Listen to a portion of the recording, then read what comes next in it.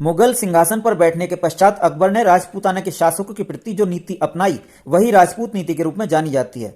इस वीडियो में हम देखेंगे कि राजपूत नीति के पीछे क्या कारण थे, राजपूत नीति के क्या अवयव थे, वह इसका इतना महत्व क्यों है, आदि आदि। जैसा कि आप जानते ही हैं, राजस्थान के राजपूत युद्ध प्रिय समुदाय थे। वे भारत भर में अपनी बहादुरी, बल व युद्ध कौशल के लिए जाने जाते थे।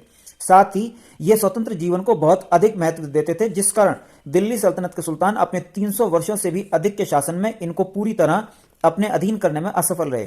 अलाउद्दीन खिलजी से लेकर शेरशाह सूरी तक के 7 राजवंशी शासकों ने भयंकर सशस्त्र संघर्ष किए व दिल्ली आगरा के शासकों की नाक में दम कर दिया। दिल्ली के शासकों को राजपूतों के खिलाफ सफलता तो मिली, पर वे स्थायी रूप से इनको नियंत्रण में कभी नहीं ले पाए। जैसे ही मुस्लिम सेना की उपस्थिति यहां थोड़ी कमजोर पड़ती, राजपूत अपनी स्वतंत्रता घोषित कर देते।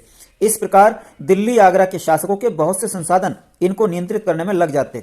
अकबर ने इसका स्थायी समाधान निकालने की कोशिश की और सभी राजपूत राजवंशों को मित्रता का संदेश भिजवाया, किंतु मेवाड़ जैसे कुछ राजाओं ने स्वाभिमान व स्वाधीनता को सर्वोपरि रखा, जिस कारण अकबर को ऐसे राजाओं के विरुद्ध युद्ध करने पड़े, क्योंकि किसी भी हालत में अकबर यह सहन नहीं कर सकता था कि उसकी राजधानी के इतने निकट का क्षेत्र ही उसके नियंत्रण से बाहर हो और साम्राज्य के लिए खतरा बने।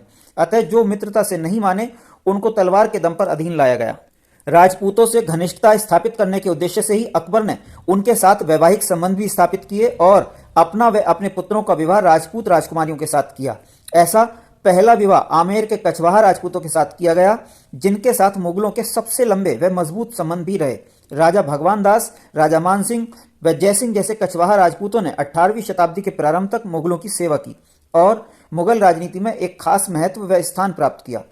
इस राजपूत पॉलिसी की छाप जंतर मंतर, ताजमहल सहित दिल्ली व फतेहपुर सीकरी आदि की स्थापत्य कला तक में दिखाई देती है।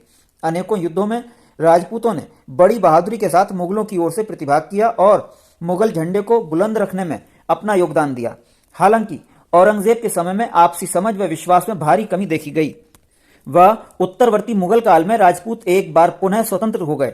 इस प्रकार हम देखते हैं कि अकबर के द्वारा अपनाई गई राजपूत पॉलिसी का महत्व व प्रभाव का भी काफी दीर्घकालीन रहा व इसको मात्र अकबर के शासनकाल तक सीमित करके नहीं देखा जा सकता। साथ ही इसने मुगलों व राजपूतों दोनों को ही लाभ पहुंचाया।